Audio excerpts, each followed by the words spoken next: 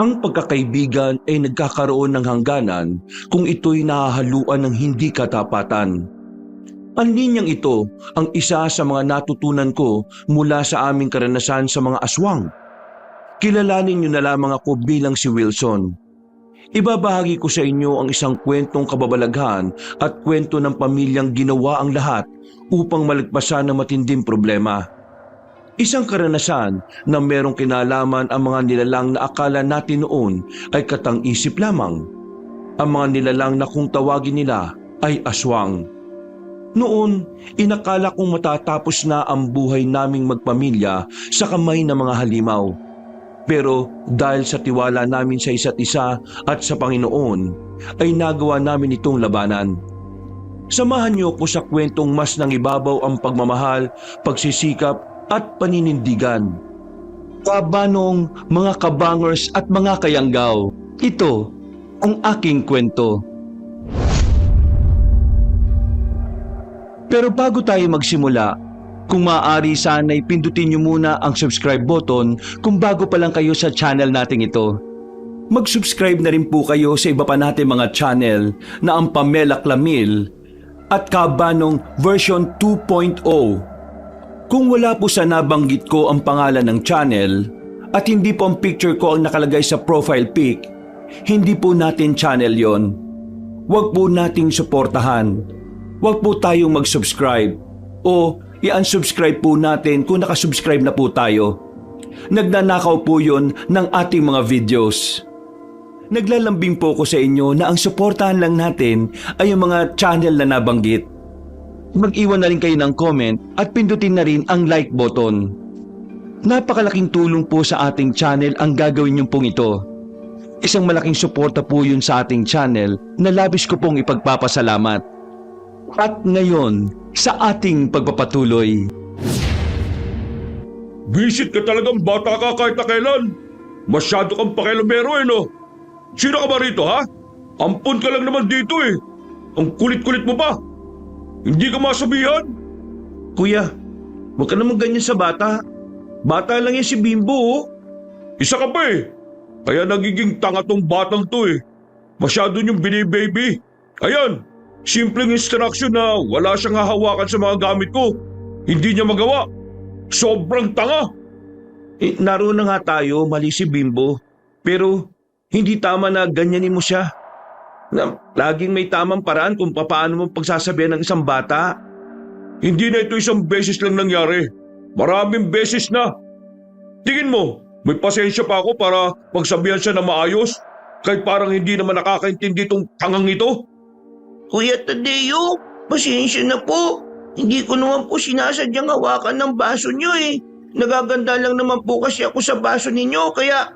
Nagagandaan? Pakailamero ka lang talagang buwisit ka. Alam ba kung magkano ang basong yon? Mas mahal pa yun sa buhay mo. Sandali lang. Ano ba to? Dinig na dinig kayo sa taas Itong magaling na ampon Nabasag yung mamahaling baso ko. Tapos itong kuya mo, itong si Wilson, pinagtatanggol pa. Alam naman niyang mali. Palibasa kasi tatanga-tanga. Magdaan-daan ka sa pananalita mo Hindi na maganda yung tabas ng dila mo. Totoo naman Tatanga-tanga ka. Kaya nga wala kang ginagawa sa pamilya natin Ikaw lang ang walang ganap dito. Tambay kang malala. Itong si Rancho, aba na yan sa negosyo niya. Ikaw, anong ginagawa mo? Wala! Hoy, ako nag-aasikaso sa lahat dito sa bahay. Baka lang nakakalimutan mo Mula nang mawala si Mama, ako nang tumatayong ina rito. Kapal naman ang mukha mo na sumbatan ako. Anong pinagmamalaki mo? Yang pagsusundalo mo? Yang pagsunod mo sa yapak ni Papa? Kaya pala suspindido ka. Kaya ba mainit ang ulo mo kasi suspindido ka? Kala mo hindi ko malalaman? Ay, anong sinabi mo, Wilson? Napatingin kami sa pintuan nang biglang dumating ang tatay namin. Nagtataka siyang lumapit. Si Kuya Tadeo naman ay hindi makatingin ng diretso sa kanya. Aminado siya sa sinabi ko pero hindi niya lang masabi. Tadeo, ano nangyari? Bakit nasuspindi ka? Nagkaroon ng miscommunication sa operation. Munti ka ng malagas ng tropa. Buti na lang, nakaresponde agad sila, Major. Sa akin ang galing ang order kaya ako ang unang nasuspindi. Siguro, sinunod mo na naman yung pride mo. Siguro, hindi ka na naman nakinig sa order sa'yo. Kaya gumawa ka ng sarili mong desisyon. Kaya ayan, palpak. Manahimik ka! Usapang sundalo to. Hindi ka kasali rito. Wala ka namang alam eh. Puro ka kasi kayabangan kaya ayan. Wilson, manahimik ka na muna. Tadeo, gaano katagal ang pagkakasuspindi sa'yo? 1 buwan. 1 buwan? Pambihira ka naman. Hindi mo na ba naisip ang kahiya na may dudulot nito sa akin? Bakit kasi ugali mong gumawa ng sarili mong desisyon eh? You are under the command of your senior. Kaya bakit ka pa gumagawa ng wala ka namang ibang inintindi kundi ang imahe mo sa ibang tao? Puro yung mga ginagawa, pero yung mga ginagawa ko, hindi mo nakikita. Nagkakamali ka? Ano nagkakamali? Tuwing may nangyayaring hindi maganda sa akin, ang unang iniisip mo kung anong iisipin ng iba tungkol sa'yo. Pero yung kalagayan ko, tinanong mo ba? Kinumusta mo ba ako?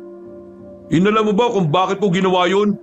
Kung bakit ako humantong sa mga desisyon na naging mali para sa iba? Hindi! Kasi mula nun, iniisip mo lang kung paano ako magiging perpekto para maihanay sa kagitingan mo bilang sundalo. O di ba? Hindi ka makapagsalita. Kasi totoo, makasarili ka. Ito ang pagsusundalo ko Tinanong mo ba kung gusto ko to? Hindi ba hindi naman? Basta mo na lang ako pinasok dito. Kahit iba ang gusto kong gawin sa buhay ko. Lecheng buhay to. Palagi na lang ganito ang buhay ng mga panganay na anak Samantalang ang ibang anak, okay lang maging tanga. Hoy, bibig mo Sumusobra ka na sa sinasabi mo kay Papa Wala ka ng galang. Sinabi naman na imik Wala kang alam sa nararamdaman ko. Kung ayaw mo naman pala yung pagsusundalo bakit mo tinuloy? Dahil yun ang gusto ni Papa. Hindi. Dahil wala ka talagang bayag para kontrahin siya. Duwag ka. Takot ka na baka mali ka ng desisyon na piliin ang ibang landas. Wala kang paninindigan sa sarili mong pangarap Kaya yan, nandyan ka. Kasi hinayaan mong manig ang gusto ng iba para sa sarili mo kaysa sa gusto mo. Ang dali-dali lang talaga magsalita no? Lalo na kapag ang nagagawa mo lang magsalita at kumumento. Palibhasa, hindi mo naranasang maging panganay Hindi mo naranasan na lahat ng pressure nasa akin. Kasi pangalawa ka lang. Pwede ba? Huwag kang nga magsalita na parang sa ating magkakapatid ikaw lang ang merong pinagdaraanan at parang ikaw lang ang nahihirapan. Tama na yan. Wala namang mangyayari kung nag-aaway-away tayo dito Kung nasuspindi si Kuya Tadeo, ganun talaga. Minsan, may nagagawa talaga tayong hindi umaayon sa panahon. Pero, Kuya Tadeo, tama si Kuya Wilson. Meron din naman kaming pinagdaraanan na hindi nyo nalalaman Kaya sana, wag mong isipin na petiks-petiks lang kami. Kakausapin ko si Major tungkol sa pagkakasuspindi mo.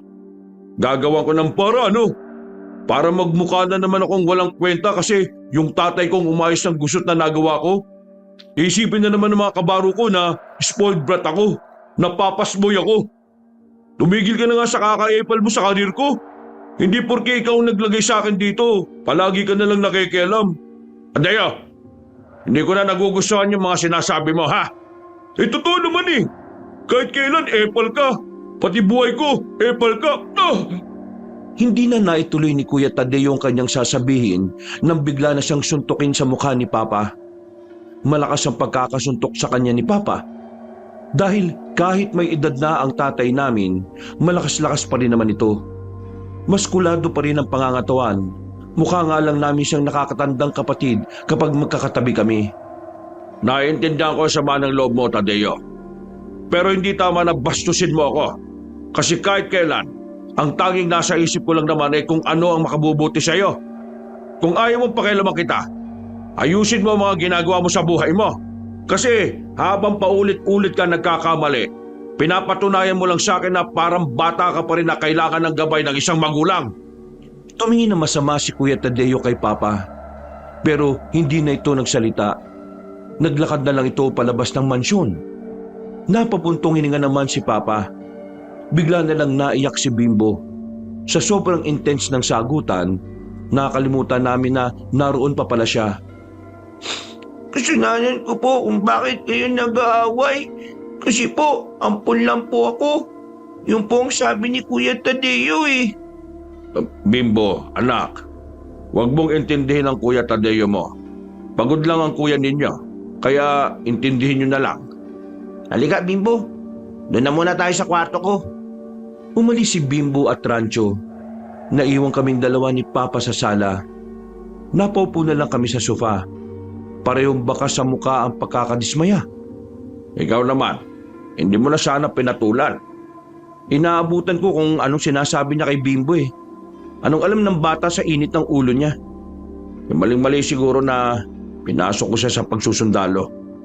Kasalanan ko kung bakit siya nagkakaganon eh. Pa, matanda na siya nung pinasok mo siya doon. Meron siyang choice. Isa pa, hindi mo naman siya pinilit eh. Siya kasi yung tipo ng tao na hindi nagsasabi kung anong gustong gawin sa buhay.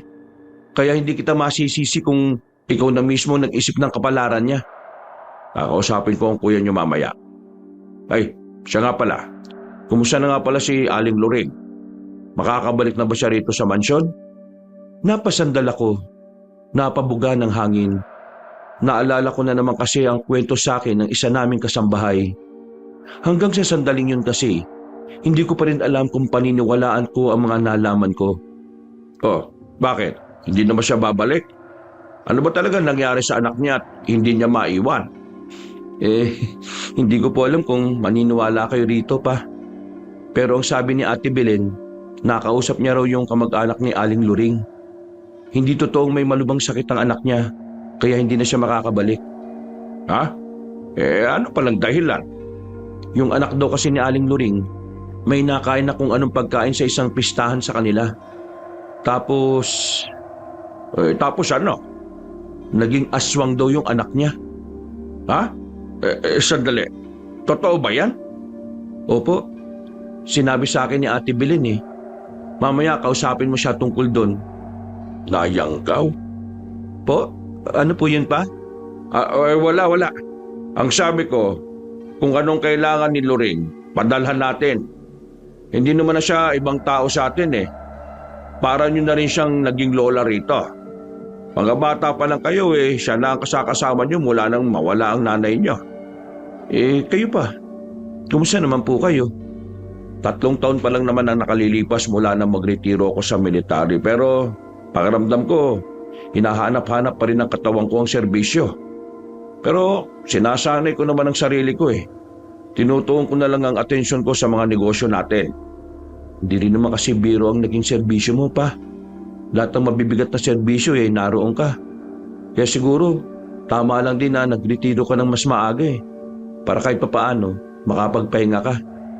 Maraming salamat sa pangunawa, Wilson, anak. Ay, siya nga pala pa. Kumusta na pala yung pinapahanap niyong kaibigan? Wala pa rin bang update? Wala pa rin eh. Pero patuloy pa rin namang kumikilos sa mga kakilala ko. 3 taon yun na siyang pinapahanap ah. Hindi naman sa pagiging negative pa. Hindi kaya patay na siya? Kaya hindi na siya nagpapakita sa inyo? Sa totoo lang, naisip ko na rin yan. Pero palagi kong pinagdarasal na sana, hindi yun ang nangyari sa kanya. Gaano ba siya kahalaga sa inyo? Mahalaga siya sa akin. Siya ang natatanging kasama ko noong mga panahong itinakwil ako ng sarili kong pamilya. Siya ang kasama kong lumaban. Kung hindi dahil sa kanya, wala ako sa kinalalagyan ko ngayon. Kaya malaki ang pasasalamat ko sa kanya. Yun ang dahilan, kaya ako siya pinapahanap.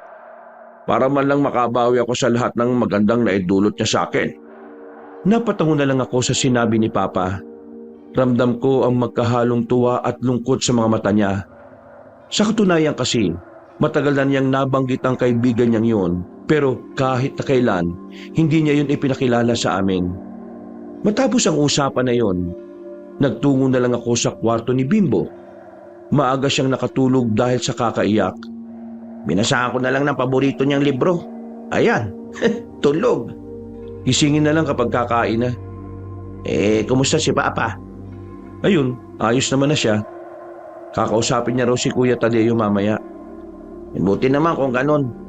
Siya nga pala. tumawag sa akin kanina si Aling Loring. Tinatawagan ka raw niya kanina eh. Kaso hindi mo raw nasasagot. Wala kasi sa akin yung cellphone ko eh. Bakit? Ano daw update sa kanya? Tungkol pa rin sa anak niya. Medyo windang nga ako eh. Oo, alam ko na yan. Oo, nasabi na sa akin ni Ate Belen. Tingin mo kuya, totoo ba yun? Naging aswang yung anak niya wala naman daw silang lahing aswang. Hindi ko alam kung maniniwala ako pero base sa pagkakakwento sa akin ni Ate Belen, parang totoong totoo eh. Tingin ko totoo. Yung boses kasi ni Aling Loring kanina, habang nagkukwento, parang naiiyak-iyak na siya eh. Tapos, meron pa akong narinig na parang may asong umaangil, parang halimaw, gano'n. Mahirap kasing maniwala kung hindi naman natin nakikita eh. Pupuntaan natin. Oo, pupuntahan namin ni Papa para kumustahin at maghahatid na rin kami ng tulong sa anak niya. Sasama ako. Gusto ko makita kung aswang ba talaga o hindi. Akala ko ba busy ka? Hindi na ako busy. Natapos ko na yung ginagawa ko sa opisina ko. Sige, ikaw bahala. Kinabukasan, 9:00 pa lang ng umaga ay umalis na kami. Bumiyahe kami papunta sa baryo nila Aling Luring. Malayo-layo yun, liblib pa. Kinailangan pa namin maglakad ng kalahating oras bago makarating sa kanila. Nang naroon na kami, inabutan namin si Aling Luring na nasa labas. Pati ang iba nilang kamag-anak ay naroon. Nang tanungin namin siya, ginagamot na raw ng albularyo sa loob ang anak niya. Mula sa labas, naririnig pa namin ng malalakas na pag-angil ng lalaki sa loob. Halos kalahating oras din kaming nakipag-usap kay Aling Luring, pero nagpaalam na rin kami sa kanya matapos may abot ang tulong sa kanila. Natigil na rin ang pag-angil ng anak niya. Grabe, narinig niyo yun? Aswang talaga yun no? Narinig ko pero parang hindi naman aswang eh. Parang kaya rin naman gawin ng normal na tao yung ganong pag-angil. At saka, totoo ba talaga mga aswang? Totoo sila. Ibig sabihin, naniniwala ka sa ganun pa? Maniniwala ba kayo kapag sinabi kong meron kami nakaengkwentro ng mga aswang nung araw? Totoo po, pa? Oo, pero hindi naman namin sila napuksa. Masyado silang mabibilis at mas kabisado nilang kagubatan kaysa sa amin. Totoo mga aswang. At tingin ko, hanggang sa mga sandaling ito nananatili silang buhay. Nasa mga liblib na lugar lang sila. Hindi ko inakala na isa si Papa sa mga taong nagpapaniwala sa mga kwentong bayan. Kagaya na lang din ng mga tungkol sa aswang. Ang pagkakaalam ko kasi, karamihan sa mga sundalo ay hindi naniniwala sa mga bagay na hindi naman maipaliwanag. Matapos ang ilang oras na biyahe ay nakauwi na rin kami ng mansyon. Inabutan pa namin si Kuya Tadeo sa sala na nag-iinom. Kahit nasa labas pa lang kami, amoy na namin ang alak. Tadeo, pwede ba kita makausap? Bakit? Ano na naman ang sasabihin mo? Nawala akong kwentang sundalo? Baka sapakin mo na naman ako ha? Bukas na lang kita kakausapin kapag hindi ka na nakainom. Sige na. Hoy, Ka Wilson, paglutuan mo nga ako ng pulutan ko. May kasambahay dito, doon ka mag-utos. O di ba sabi mo ikaw ang tumatayong nanay dito sa mansyon? Di ba nga ang nanay pinaglulutuan ng anak? Kaya, mama, paglutuan mo ako ng pulutan. Ako na lang magluluto. Ano bang gusto mo? Wala naman akong gagawin ngayon eh. Wag, pabayaan mo siyang kumilos. Dapat siyang maya sa inasal niya. Pangani ka pa naman, pero parang mas bata ka pa kay Bimbo eh. Anong sinabi mo? Wilson, sige na. Punta mo na lang si Bimbo. Pababayin mo na at magmerienda na tayo. Nakatingin sa akin ng masama si Kuya Tadeo. Kung wala si Papa, baka nakipagbugbugan na naman siya sa akin. Bumuntong hininga na lang ako. Akala ko kasi ay magkakaroon na naman kami ng problema. Makalipas ang ilang oras, sumapit na rin ang kinagabihan. Nakita kong umalis ng mansyon si Papa. Walang nakakalam kung saan ang punta niya. Kahit ang sekretary niya ay hindi rin sinabi sa amin. Ilang beses nang ginagawa yun ni Papa. Hindi niya pinapaalam sa amin kung saan siya nagpupunta kapag umaalis siya ng gabi. Pakiramdam ko noon, kinakausap niya si Major para kay Kuya Tadeo. Nang nasa kwarto na ako, bigla na namang bumalik sa isipan ko ang tungkol sa nangyari sa anak ni Aling Loring. Iniisip ko kung totoo ba talaga ang aswang. Kapag inaalala ko ang angil ng anak niya, ang unang pumapasok sa isipan ko ay halimaw. Natulog na lang ako noon. Nagising ako bandang 3:00. Kakarating lang ni Papa. Oh, sobrang late ka na yata pa. Saan ka ba galing? Diyan lang, sa isang kaibigan. Hindi na ako masyadong nag-usisa pa kay Papa dahil mukha na rin siyang pagod. Bumalik na lang din ako sa pagtulog noon. Kinaumagahan, naging abala ako sa pag-aasikaso ng mga bagong kagamitan sa mansyon. Pagdating naman ng kinahapunan, umalis ako kasama si Bimbo. Nagsimba kaming dalawa. Nakaugalian na rin namin kasi yon tuwing linggo. O Bimbo, may natutunan ka ba sa misa kanina? Wala po. Inantok po kasi ako, kuya eh. Pambira ka, talagang bata ka o. Di bang sabi ko sa'yo, dapat pinakikinggan mo yung sinasabi ng pare. Kasi kuya, inaantok po talaga ako eh.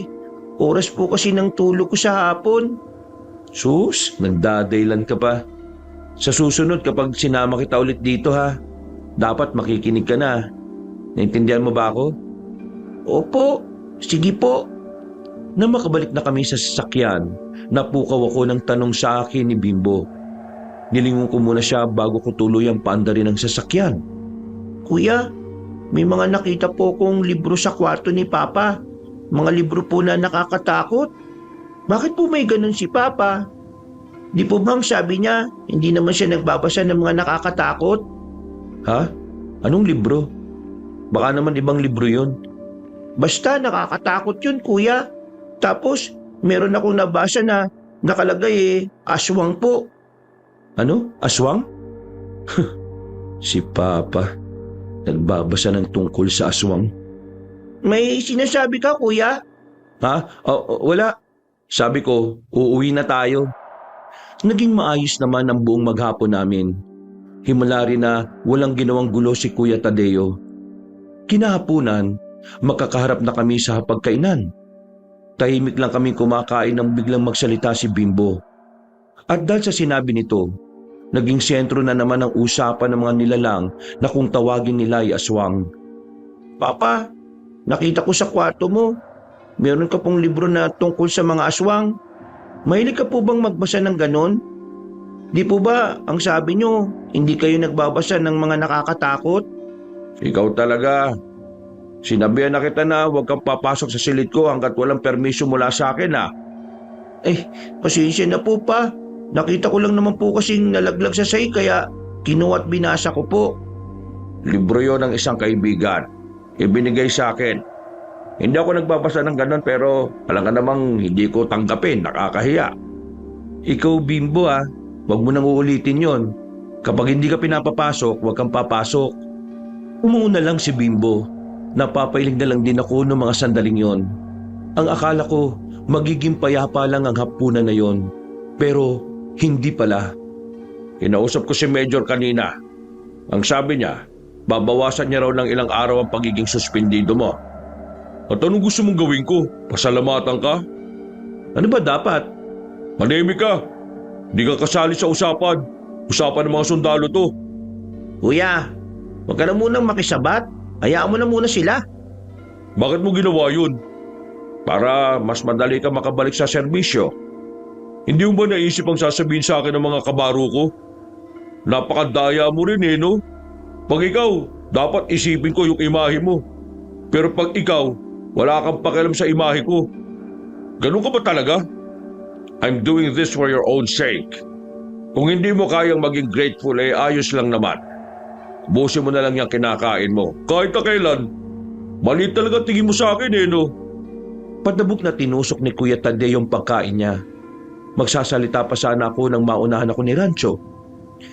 Maiba tayo. Nabalitaan niyo ba yung nangyari sa mga trabador nila Aling Esther? Ay bakit? Anong nangyari sa mga tauhan niya? Nawawala raw. Nawawala? Paanong nawawala?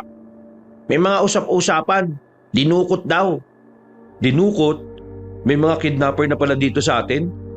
Hindi pa naman sigurado pero may nakapagsabi kasi may mga kalalakihan daw na dumukot sa mga yun.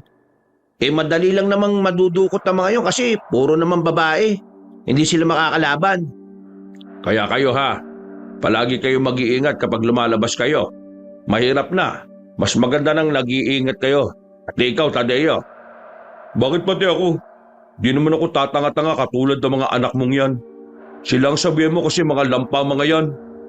At least, hindi sarado utak. Anong sinabi mo? Huwag ka magsimula kung di mo kayang tumanggap ng balik sa'yo ha. Saan ka na naman pupunta? Nakakawalang gana kumain kapag kayo kaharap ko eh. Tumayo na si Kuya Tadeo at iniwan na kami sa hapagkainan kabanong. Napapailing na lang si Papa. Hindi na lang namin siya pinansin at pinagpatuloy na lang ang pagkain. Makalipas ang ilang oras, tahimik na rin ang paligid. Oras na ng pagtulog namin. Pero sa hindi ko malamang dahilan, hindi ako dinadalaw ng antok. Binuksan ko lang ang bintana ng silid ko para makapasok ang hangin. Pero habang nagmumuni-muni, napansin kong may malaking anino sa labas ng balkonahe ko. Agad akong napatayo. Pagsilip ko sa labas, wala naman akong nakitang kahit na ano. Pero ilang minuto lang ang nakalipas, kinatok na ako ni Rancho. Oh, bakit? Anong problema? Narinig mo rin ba yung narinig ko? Ang alin? Parang may aso sa itaas ng bubungan eh. Ha? May aso? Seryoso ka ba? Wala naman akong narinig na kakaiba. Pero meron akong nakitang anino rito. Meron talaga akong narinig. Parang aso talaga. Yung parang nanggigigil. Ay nako, guni-guni mo lang yun. Ano yun? Sabay kaming napalingon sa balkonahe ko nang makita ang anino ng isang tao. Mabilis lang yun kaya hindi na namin nakita kung saan nagpunta. Aninong anino yun? Anino ba ng tao yun? Hindi ko alam. Sama mo ko. Baka mamaya hindi naman aso yung narinig mo. Baka mamaya akyat bahay na pala. Nagmamadali kaming lumabas ng mansyon. Tinanong namin ang gwardiya namin sa labas kung may nakita siyang tao sa bubungan. Pero ang sabi niya ay wala naman daw. Pagtingala naman namin sa balkonahe ni Papa, nakita namin siya doon na nakadungaw. Parang kagigising lang din niya.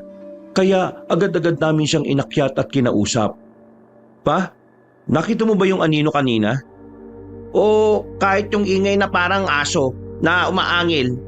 Ha? Ingay na parang aso? Wala naman akong narinig na ganon. Kanina pa ba kayo gising? Hindi pa ako nakakatulog. Bakit? Ano bang problema?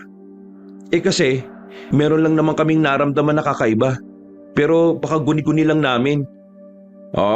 Baka nga guni-gunin nyo lang yon. Ang mabuti pa matulog na lang kayo. Anong oras na rin Narinig ko talaga yung kanina eh. Napapailing na lang kaming umalis ng mga sandaling yon. Pumunta na lang kami sa kwarto namin. Pero hindi na rin ako inantok pa.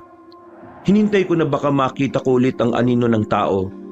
Pero sa kasamaang palad, hindi na yung bumalik. Mag-uumaga na nang makaramdam na ako ng antok. Hindi na ako nakapag-asikaso sa bahay. Paggising ko, 2:00 na ng hapon. Ang dami nang nangyari. Isa na nga rito ay ang pinag-uusapan ni Papa at Rancho sa sala na kahit nasa hagdan pa lang ay dinig na dinig ko na sila. Mabuti naman at nagising ka na. Manangalian ka na. Kahit na maghahapon na rin. Pasensya na pa. Napuyat kasi ako kagabi. Ano nga pala yung narinig ko? Natagpuan na yung mga tao ni Aling Esther? Oo, kaninang umaga pa. Kalat na nga rito sa lugar natin yung tungkol doon eh. Mabuti naman at nakita na nila. Nagkatinginan si Rancho at ang tatay ko. May bakas ng panghihinayang sa mukha nila. Parang hindi sila masaya sa nalaman nilang balita. Tinanong ko sila kung bakit gano'n ang reaksyon nila. At kinagulat ko naman ang kanilang naging sagot. Natagpuan ang kanilang mga bangkay na wala na mga laman loob. Wala na mga mata. Wala na rin mga ngipin. Pati utak, wala na rin. Walang masabi ang mga kinaukulan kung sino ang gumawa ng mga yon. Para kasing hindi normal na tao ang gagawa ng ganun eh. Sinong may matinong isip ang kakayanin paslangin sa brutal na paraan ng mga kawawang biktima? Bakit? Bakit kaya ginawa sa kanila yun? Puro babae mga yun Wala naman yata silang nakaaway, di ba? Kilala sa pagiging mahinin ng mga tauhan ni Aling Esther, kaya imposible rin na meron silang nakaaway. Bilang tulong, nakiusap ako sa mga dati kong kabaro na baka pwedeng gawa ng paraan para mas madaling mahuli ang salarin. Hindi agad naging maganda ang bungad ng paggising ko noon, Kabanong. Kahit kasi hindi ko naman kaano-ano ang mga nabiktima, nagdulot ito ng pangamba para sa akin. Hindi ko rin alam kung bakit. Para bang merong mangyayari na dapat naming iwasan. Mga bandang 6:00, napadaan ako sa silid ng tatay namin. Nakita ko siyang nakatitig sa uniforme niya na pangsundalo. Nakatikit yun sa pader kasama ng mga koleksyon niya ng mga baril. Mukhang mismo na yata ang serbisyo pa. O anak, nandiyan ka pala. Halika, pumasok ka. Pa, pasensya ka na kasi hindi ako yung sumunod sa yapak mo. Ano ka ba? Hindi mo kailangang humingi ng pasensya. Hindi kasalanan ng pagpili kung ano ang mas dapat mong gawin para sa sarili mo. Kaya nga, nakukonsensya ako para sa Kuya Tadeo mo Kahit na hindi ko naman siya pinilit maging sundalo, pakiramdam ko, inalisan ko pa rin siya ng karapatan para sa sarili niyang kapalaran. Pero hindi naman siya tumanggi. Kaya wala kang kasalanan dun pa. Ang kasalanan ko ay yung hindi ko pinaramdam sa kanya na pwede niyang piliin kung ano man ang gusto niya. Kaya ayun, akala niya wala siyang karapatan sa sarili niyang buhay. Akala niya, ako ang masusunod sa dapat niyang tahakin. Kaya na mag-alok ako sa kanya na maging sundalo, hindi siya nagdalawang isip na tanggapin yon. Siguro dahil na rin sa hiya. At dahil na rin siguro iniisip niya na kapag wala ang naging sundalo sa pamilya natin, isa yung malaking kahihiyan para sa akin. Nakikita ko ang effort na ginagawa ng kuya mo. Alam kong nahihirapan na siya sa bagay na hindi naman niya gusto una pa lang. Anong balak niyo ngayon pa? Kakausapin ko ang kuya mo at sasabihin ko sa kanya na bahala na siya kung anong buhay ang gusto niya. Hindi ko na siya pipigilan. Kung ano sa tingin niyo makabubuti, susuportahan ko kayo dyan, pa. Pa, siya nga pala. Sa kaibigan mo ba talaga yung mga libro na yan? Oo, galing yun sa kaibigan ko. Ibinigay niyan sa akin. Bakit? Interesado ka bang mabasa? Pwede rin naman. Para may mapaglibangan kapag wala akong ginagawa. Tungkol yan sa mga aswang. Alam ko naman na hindi ka naniniwala sa kanila. Pero maganda ang mga kwentong nariyan. Tumango na lang ako at kinuha ang isang libro. Pagsapit ng gabi, matapos kong asikasuhin ang mga bagay-bagay sa bahay, binasa ko ang mga kwento sa libro. Kagaya nga ng sinabi ni Papa, ang lahat ng naroon ay puro tungkol sa mga aswang. Medyo kinilabutan ako sa mga nakalagay doon. Pero sa bandang huli, napagtanto ko na hindi lang pala yung basta kwento. Yun ay isang libro na kung saan ipinapaalam nito ang mga bagay-bagay tungkol sa mga aswang. Na para bang tinuturo ng libro sa iyo kung paano mo paghahandaan ng isang aswang sakaling ito ay iyong makaharap. Kanina ka pa nagbabasa dyan Ano ba yan? Itong librong pinahiram ni Papa tungkol sa mga aswang. Tungkol sa mga aswang? Bakit ka nagbabasa ng ganyan? Wala lang. Wala kasi ako magawa O baka naman iniisip mo yung aninong nakita mo at yung narinig ko sa bubungan natin aswang.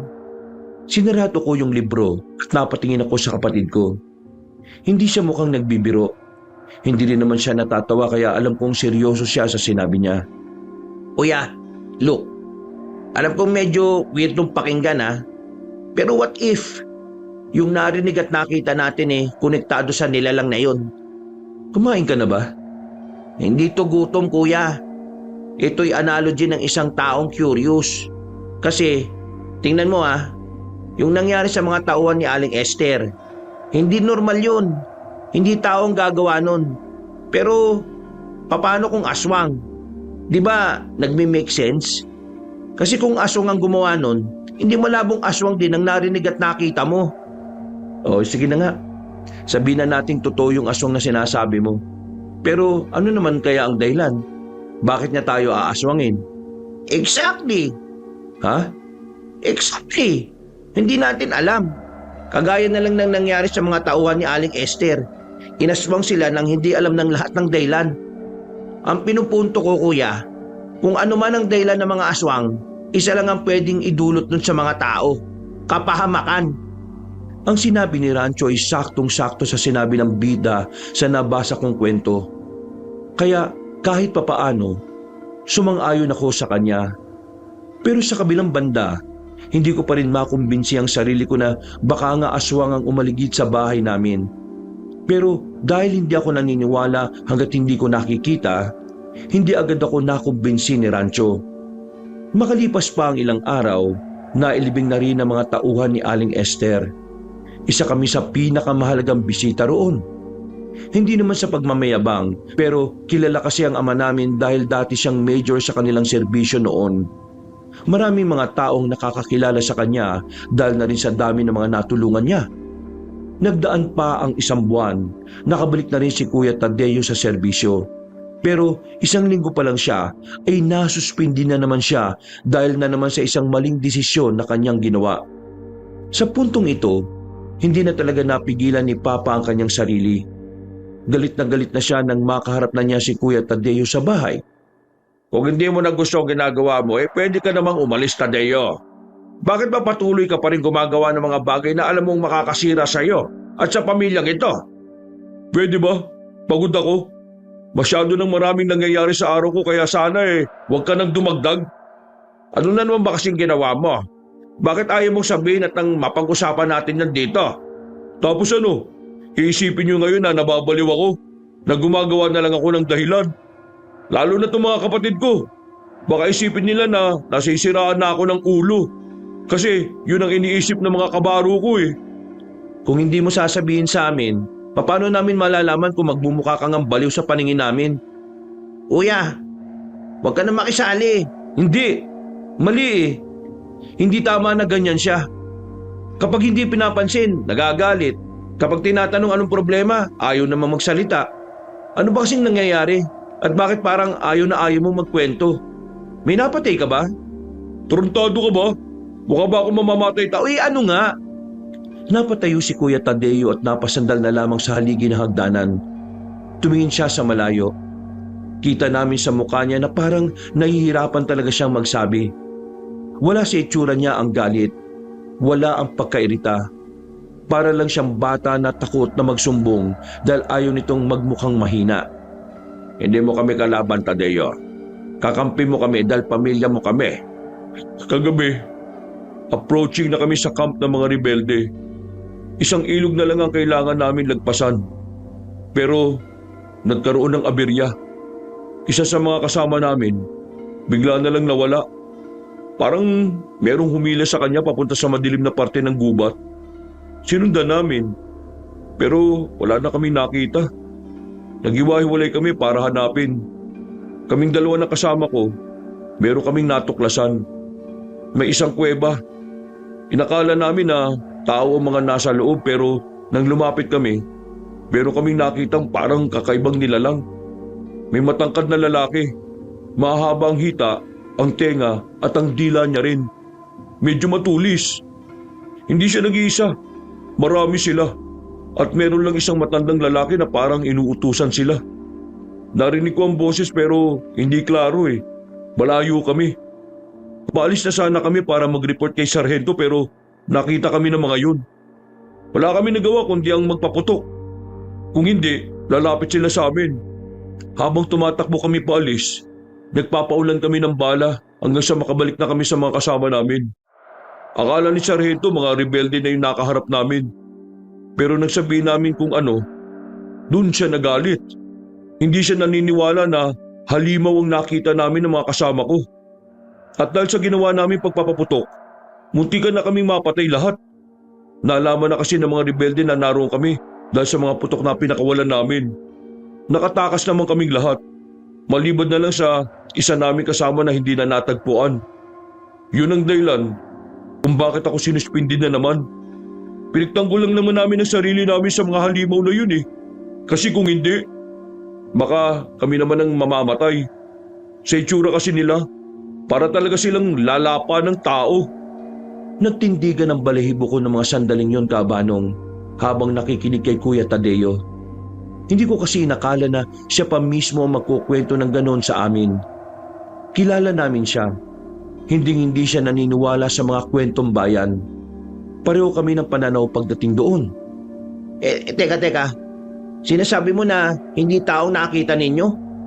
Anong eksaktong itsura nila? Parang tao rin eh, pero may kakaiba lang sa kanila. Kagaya ng mga nasabi ko kanina. Pero ang pinaka napansin ko sa kanila, ang bibilis nila. May tumatalon, may gumagapang. Aswang.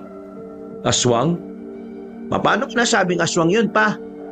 Nasabi ko na sa inyo na noong araw, meron kami mga nakainkwentro mga aswang. Hindi naman namin pinatay ang mga yon dahil hindi naman din namin priority na kalabanin sila. Kaya nakakasiguro ako, sila pa rin ang mga aswang na nakita ko noon. Eh di, totoong may aswang talaga, pa? Kailan ba sila hindi naging totoo? Matagal na silang kasama sa kasaysayan ng mga tao. Pero hindi lang sila napapansin dahil matagal na silang nanahimik. At hindi ko alam kung bakit ngayon, muli na naman silang nagpaparamdam. Kung ganon, ang nabasa ko sa libro, totoo. Nakabase sa katang-isip ang librong yon. Pero ang mga detalye, mga impormasyon na nilapat sa binasa mo, ay nakabase lahat sa totoong pag-aaral tungkol sa mga aswang. Kung ganun, isa talaga silang malaking banta. Lalo na ngayon, may hinahinala na mga aswang ang pumaslang sa mga tauhan ni Aling Esther. Buisit. Hindi ko na alam ang gagawin ko eh.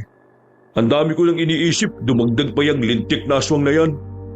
Anak, umalis ka na sa pagsusundalo. Oh, hindi ba't hindi naman yan ang gusto mo? Ngayon, pinapayagan na kitang piliin ang gusto mong piliin. Hindi makapaniwala si Kuya Tadeo sa kanyang narinig kaya walang salita na lumabas sa kanyang bibig. Pero kitang-kita namin sa mukha niya ang kakaibang saya na kanyang nararamdaman. Hindi niya lamang ito pinapahalata sa amin. Kung ang pagiging suspendido mo ang magiging dahilan kung bakit hindi ka na makakabalik, tatanggapin ko. Patawad at dapat matagal ko na itong ginawa. Bakit? Bakit mo itong ginagawa?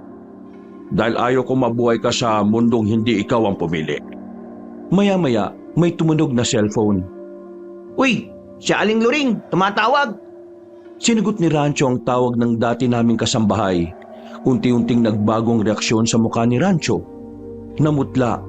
Nagpakita ito ng pagkabahala.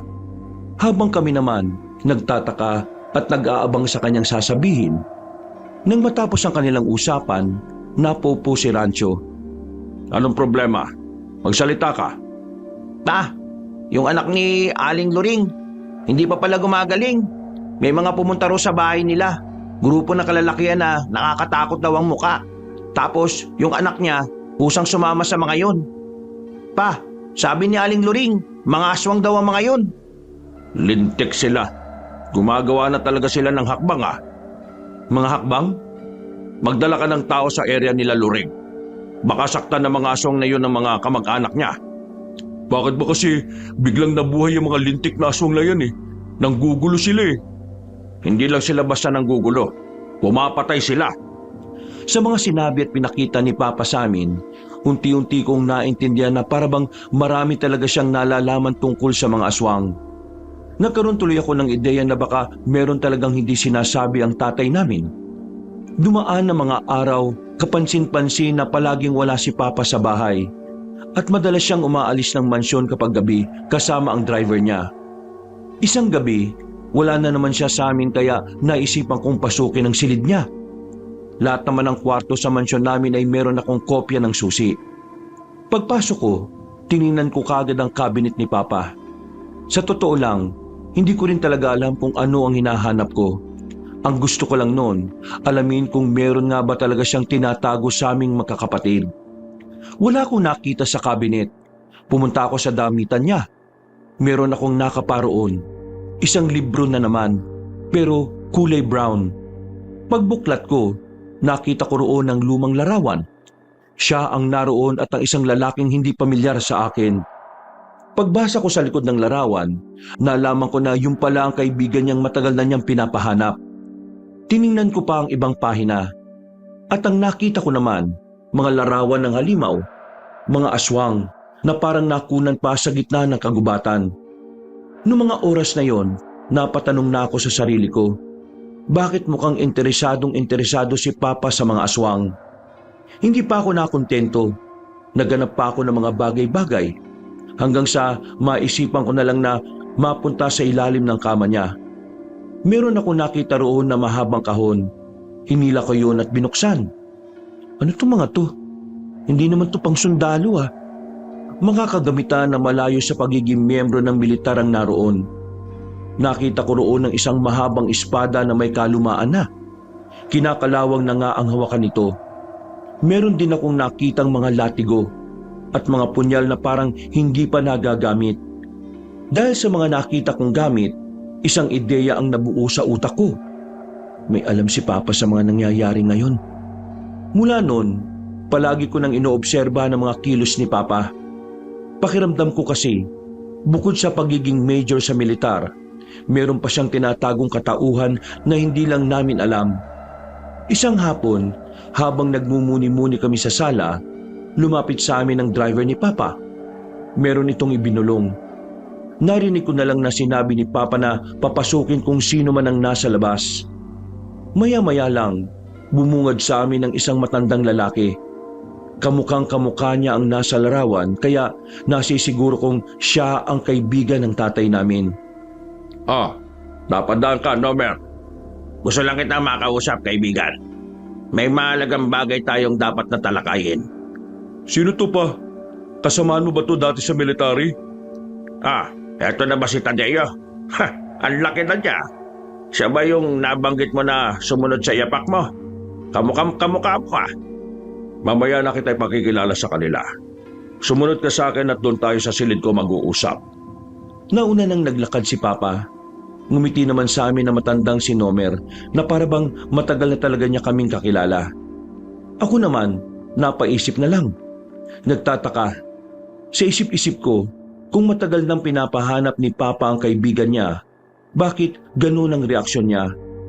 Bakit hindi man lang siya sabik na makita ito? Parang normal lang. Wala naman siyang nabanggit na nakita na sila noong mga nakaraan. Samantala noon, bukang bibig niya sa amin na madalas niyang pinapahanap si Mang Nomer.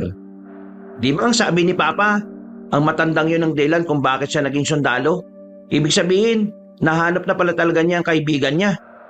Oo, nahanap na niya. At wala siyang sinabi sa atin. Sandali lang ah. Saan ka pupunta? Kita mo may bisita eh. Magpapahinga lang ako sa kwarto ko. Hindi naman ako aalis. Pero ang totoo, pakikinggan ko kung anong pinag-uusapan ng dalawa. Mabilis akong umakyat. Habang walang nakakakita, dinikit ko ang tenga ko sa pintuan ni Papa. Ikaw ang unang hindi tumupad sa usapan, Nomer. Ang sabi mo magbabago ka na.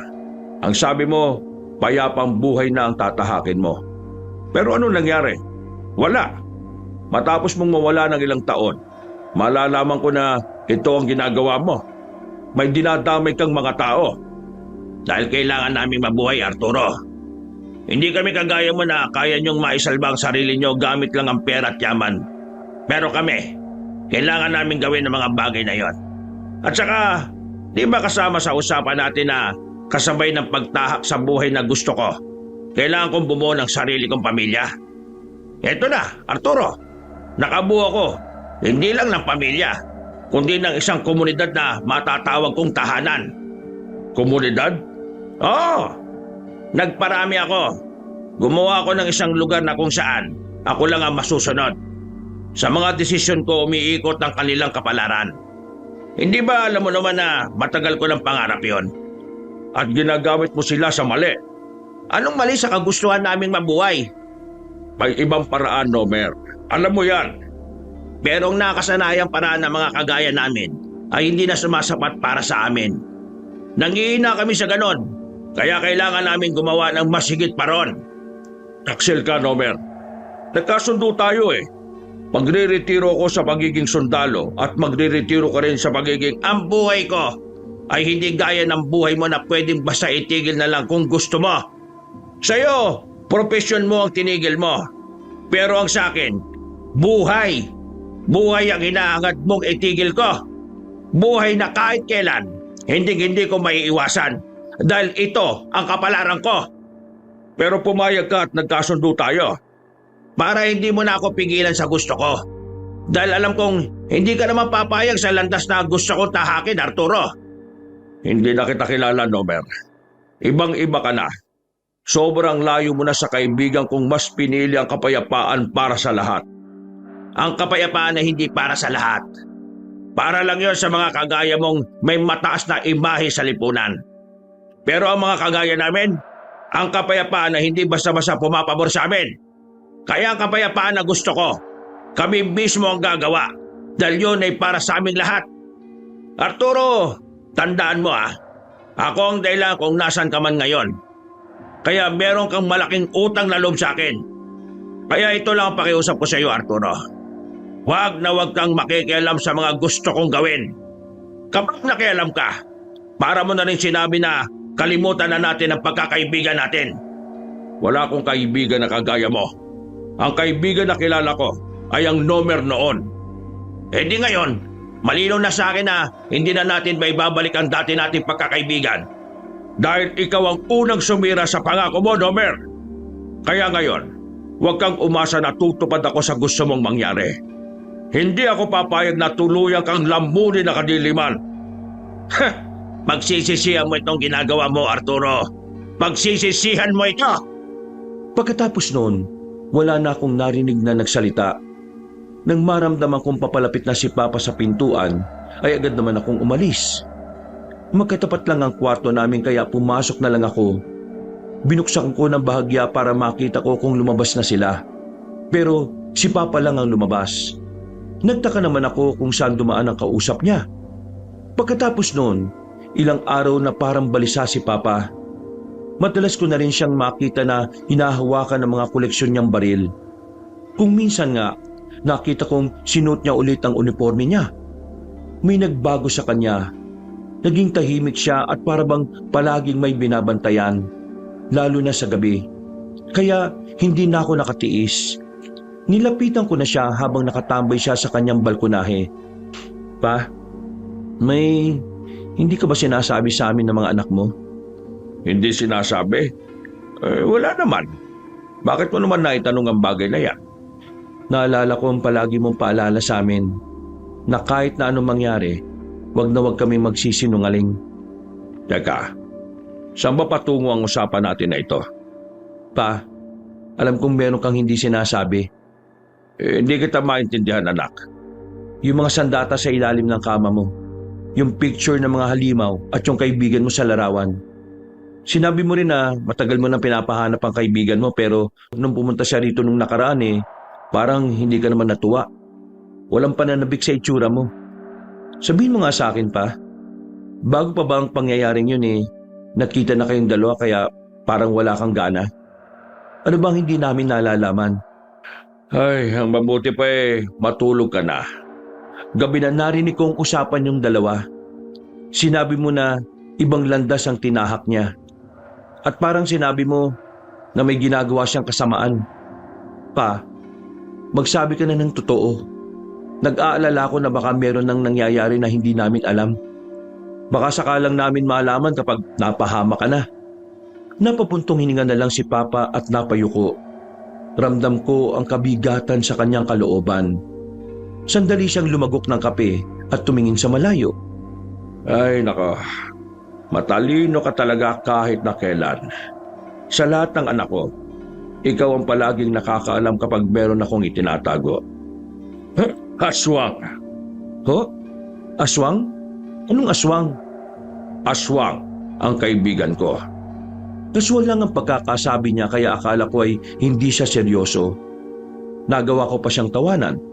Pero nakita ko sa mukha niya na parang hindi naman siya nagbibiro. Kaya naman kinabahan na ako ng bahagya. Nakakilala kami noon bago pa kami magkakilala ng mama niyo. Binatilyo pa lang kami. Naalaman ko na kagad na isa siyang aswang. Nung una, natakot ako. Nangamba.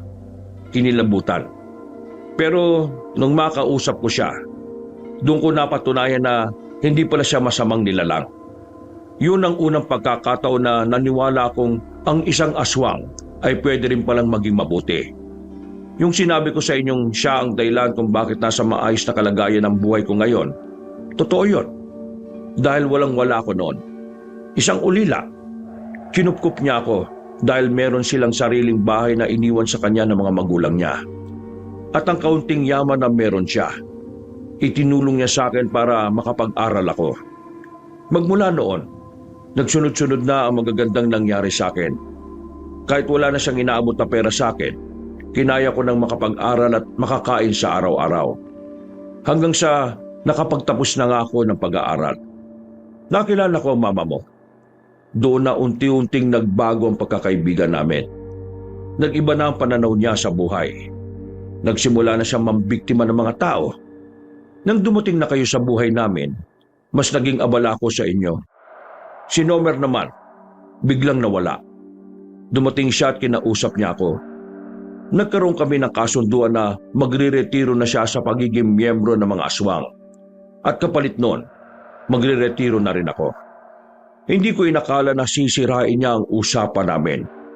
Nitong nakaraan, pumasok siya sa kwarto ko nang walang paalam. Yung nakita at naramdaman niyo, siya yun. Nakikiusap siya na huwag akong makialam. At nung nakaraan, binalikan niya ako para makiusap ulit.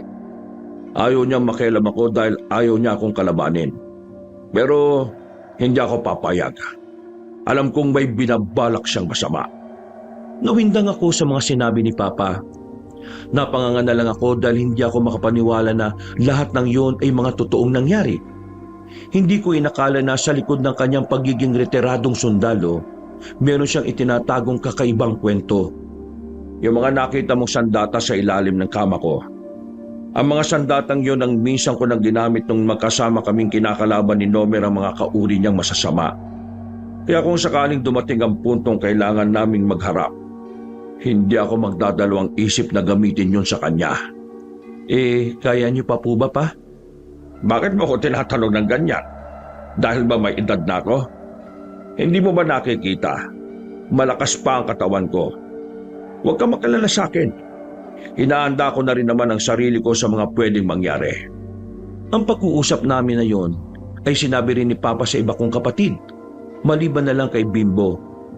Maging sila ay nabigla din sa kanilang nalaman.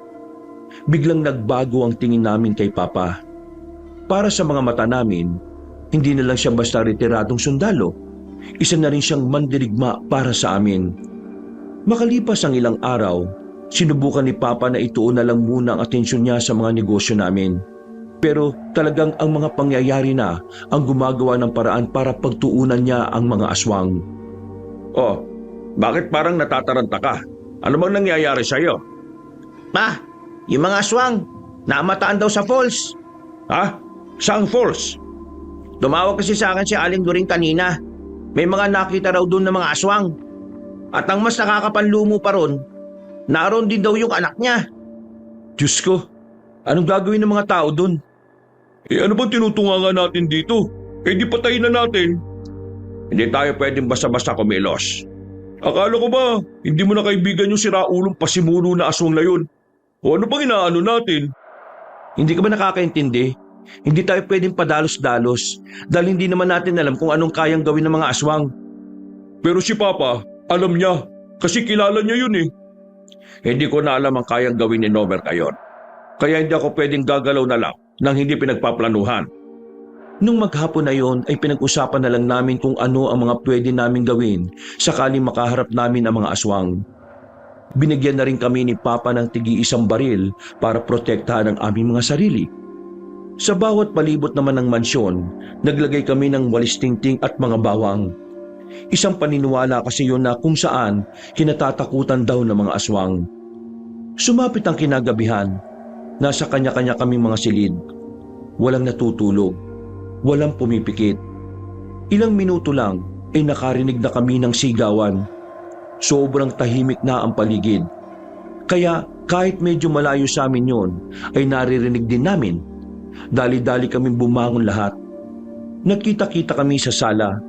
Habang dala-dala ang mga baril, wala kaming sinayang na sandali. Lumabas kami ng bahay at tinungo ang kinaroroonan ng mga nag-iingay. Pagdating namin doon, nakita namin ang 3 aswang na pilit binubuksan ang pintuan ng isang bahay. Habang ang mga tao naman sa loob ay iyak ng iyak at sigaw lang ng sigaw. Wala silang magawa, kaya naman hindi na kami nagdalawang isip pa na paputukan ang mga yon. Niratrat namin ang bala. Tinamaan naman sila pero hindi agad namatay kaya nakatakas pa. Tadeo, Rancho, check nyo yung mga tao sa loob. Wilson, tara, samahan mo ko. Hahabulin natin sila. Sinundan namin ang direksyon kung saan tumatakbo ang mga aswang. Pinagbababaril namin sila nang makita namin papasok na sana sila sa gubat. Isa sa kanila ang tinamaan ni Papa sa ulo. Kahit na retirado, talagang asintado pa rin siya. Ang ibang aswang naman ay agad na nakatakas. Nilapitan namin ang humandusay na aswang. Sinigurado ni Papa na wala ng buhay yon bago namin hilahin pabalik sa kalsada. Patay na yan pa. Oo, pero mukhang marami pa yan sila. Kaya alerto ka lang. Tumingin-tingin kami sa paligid pero wala na kaming nakitang kahit na anong bakas ng aswang. Kaya naman binalikan na lang namin si Tadeo at Rancho. Ayos naman sila. Walang nasaktan sa kanila. Dali na muna natin sila sa bansyon. Umaga na sila babalik dito sa bahay nila. Palis na sana kami nang biglang may mga dumating. Grupo ng kalalakihan. At meron silang kasamang matandang babae. May mga hawak na katana ang mga lalaki. Para silang mga ninja. Nakatakip pa ang kalahating mukha ng itim na tela. Sino kayo? At anong kailangan ninyo? Arturo Topacio. Sino kayo at bakit nyo alam ang pangalan ko? Pa, mga aswang din ba sila? Hindi. Mga normal na tao lang sila.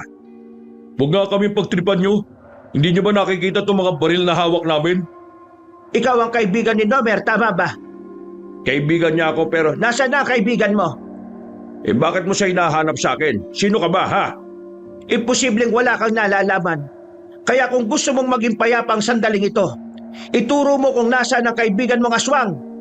Hindi ko alam kung nasaan siya. Wala akong sasabihin sa inyo. Base sa isang tip sa amin, 2 beses siyang nagpunta sa bahay ninyo. Kaya hindi ka pwedeng magkaila sa akin na wala kang nalalaman. Totoong sinabi ng tatay namin. Wala siyang alam. Oo, nagpunta naman talaga si Nomer sa bahay. Pero hindi para makipagkasundo, kundi para bantaan ng tatay ko. Matagal na silang hindi nagkakapalagayan ng loob. At ngayon, sinasabihan niya ang tatay ko na huwag makikialam. Kung kalaban kayo ng mga aswang, huwag kayong mag-alala. Kami rin.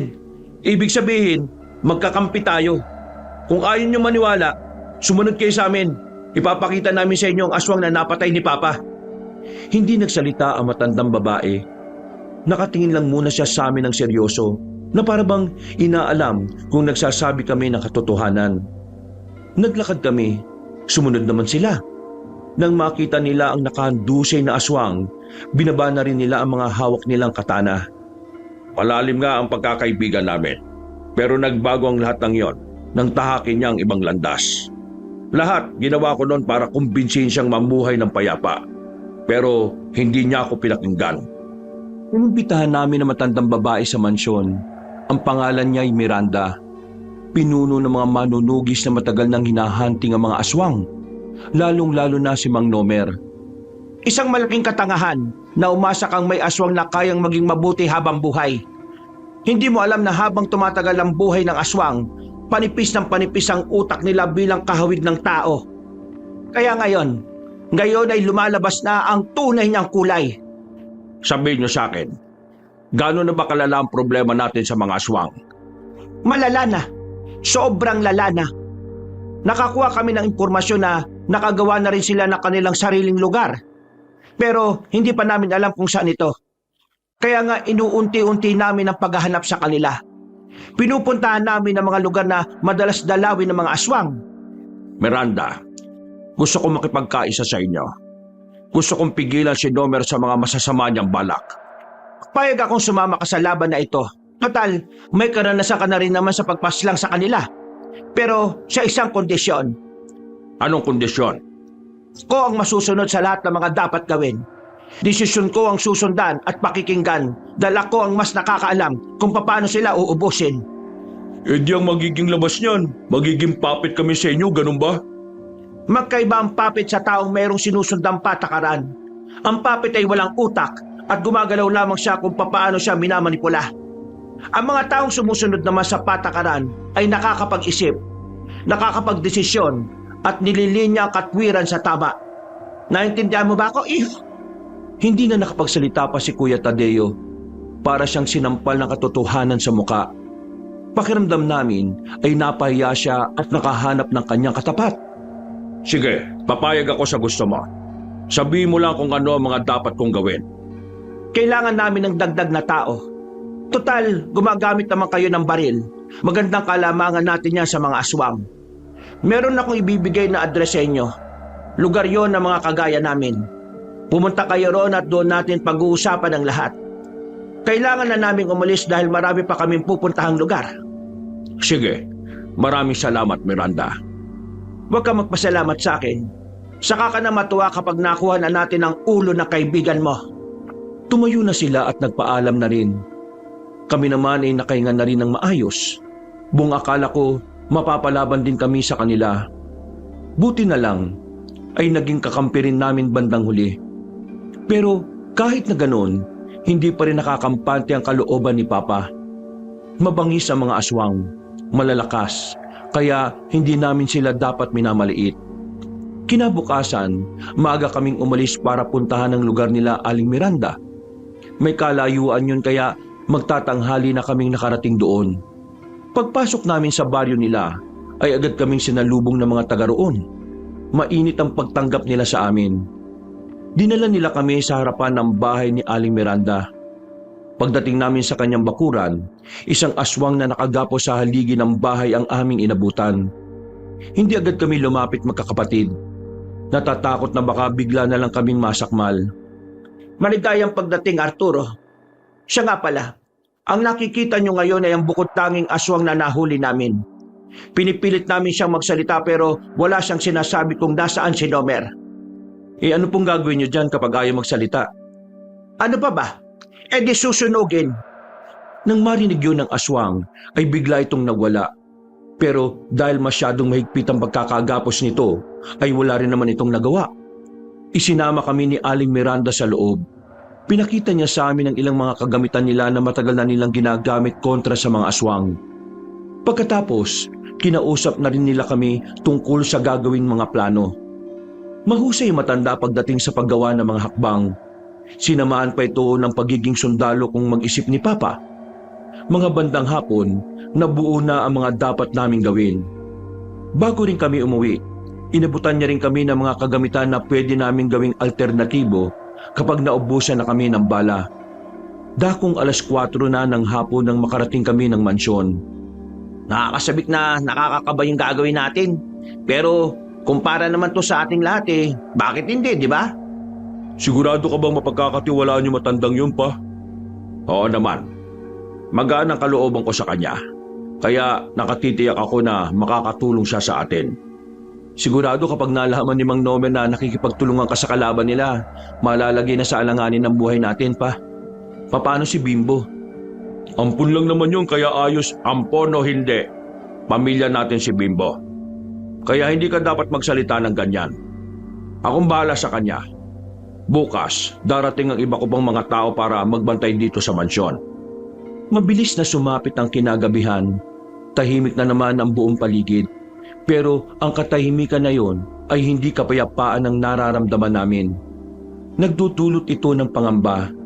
Dahil sa bawat maririnig naming kaluskos, pakiramdam namin ay may mga aswang na bigla na lamang aatake sa amin. Oh, bakit? Sino yung lalaki sa labas? Lalaki sa labas? Kinuha ko ang baril ko sa kama. Pumunta kami ng sala. Pagsilip namin, binatukan ko si Rancho. Si Raulo, si Mang Dencio yan yung gwardiya natin. Angit! Hindi yan! Ayun Tinuro naman ni Rancho ang kaliwang banda kung saan malapit doon ang garden namin. Nakita namin ang isang lalaki nakaupo sa itaas ng pader. Hindi na ako nakatiis. Matapang akong lumabas. Habang si Rancho naman ay ginising na sila Papa. Nilapitan ko ang lalaking nakaupo pero agad din naman siyang nawala. Pinagalitan ko ang gwardiya dahil pakiramdam ko hindi niya nagagawa ng maayos ang kanyang trabaho. May nakita na kaming ibang tao dito pero ikaw, Hindi mo man lang napansin? Paano kung aswang yun, ha? E di ko ang unang napahamak. Napayuko na lang si Mang Densyo.